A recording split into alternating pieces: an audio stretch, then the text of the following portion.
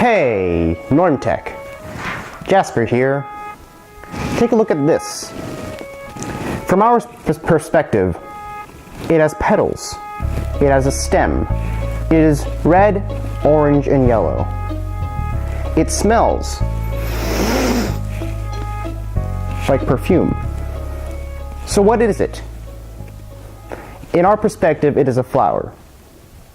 But what is perspective? Humans typically experience things with 5 senses: sight, sound, taste, smell, and touch. Many people argue there is more than 5: balance, gravity, pheromones, but it's generally agreed that among us hairless monkeys, that the 5 main senses are used the most and are the most important. Perhaps the most important is sight. Us hairless monkeys have evolved massive parts of our brains that deal with sight. Sight is perspective. But what exactly is perspective? Perspective, the art of picturing objects as to show relative distance or depth, a specific point of view in understanding things or events, the ability to see things in a true relationship. To us, this is a flower, but to a bee, with their ability to see UV light, this is a target, attracting it to pollinate the flowers and spread its genes throughout the wind. Humans capture their perspective through many ways. Humans of the old drew pictures on the walls. Humans of the old, but still younger than the old, they drew pictures on clay tablets and on primitive papers. Humans of the old, but older, but still younger than that, they developed oil paints, they developed watercolors, they developed canvases and papers in which they could easily carry and hold them. But the most recent humans, they developed the ability to take pictures exactly as they see them. The first mechanism that allowed them to do that was the daguerreotype, invented by somebody daguerreotype. It was a rudimentary camera, and it could take clear pictures as long as the camera is perfectly still. Its most common purpose was to take portraits, as long as the person was completely still. Now, the other way that somebody could obtain a portrait was through an oil paint, to be hung onto a wall and framed. But that took months, perhaps even years, to create a perfect, genuine picture, and yet the picture was not perfect. The artist may take out the imperfections, the artist may draw something wrong, and it may decrease the uniqueness of the subject. But the camera, compared to that, was quick. It could take pictures in an instant, and every minute detail of the person could be captured and stored forever, and hung up in the wall in a frame. As time moved on, technology progressed. Technology brought us even faster capture times. Technology brought us black and white photos taken of war, taken of animals. In the 1800s, Leland Stanford, founder of Stanford University and the governor of California, wanted to know whether horses could fly. Temporarily, he said, and he bet $25,000, over $1.5 million in today's money. To prove that, he hired Edward Muybridge, a landscape photographer and a master of the camera back then. Muybridge hired a professional racer to line up her horse and run it into tripwires connected to cameras.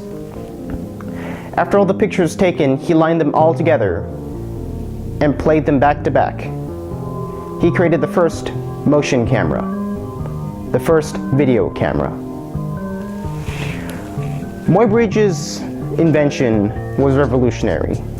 Instead of taking still shots, the new realm of motion was unlocked, the 4th dimension of cameras.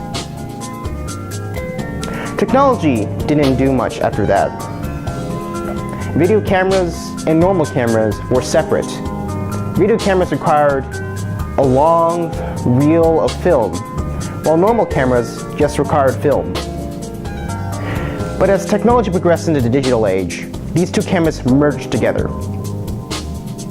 In one instance, we have the Vivitar 7399 Elite.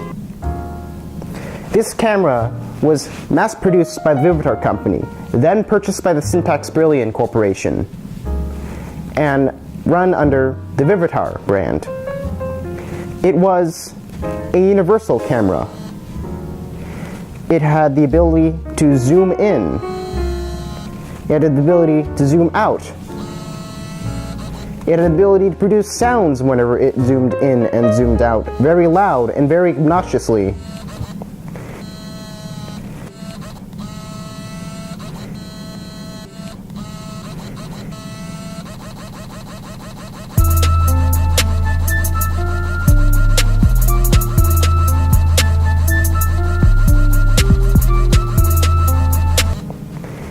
As far as I'm concerned, from my childhood experiences operating this, it even had the feature of taking pictures. Taking the videos were pretty bad because they required numerous amounts of space on the, if not limited, SD card in the bottom. But SD cards improved over time. This camera did not. I remember my fond experiences as a child, being bored without a cell phone because those weren't invented yet. This had Snake built into it, but as I dug this out of the drawers, I found that I couldn't find the file that had Snake in it, and I was worried that I probably accidentally deleted it. It was like an old Texas Instruments scientific calculator, except that it couldn't really do math. All it could was take pictures and play Snake. That has been Normtech. I will see you next week. Yeah.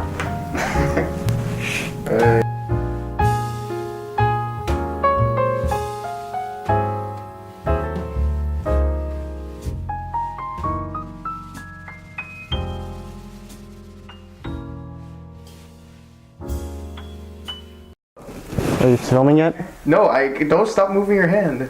I'm filming it. Yeah, I'm filming Okay. now. I'm filming. But we see you slightly.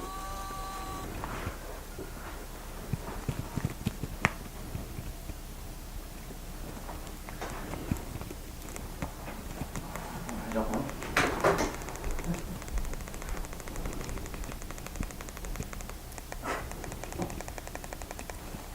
Do you mind taking another picture? Wait, there's music on this? What? I can put music in this? Can it play music? No. Wait.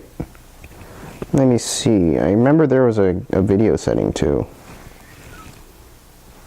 Alright, let's get a shot of Remy then. Oh yes, videos. Why me? Doesn't matter if it's a blooper part. Okay, anyways, back to Jasper. Oh god, it's so big.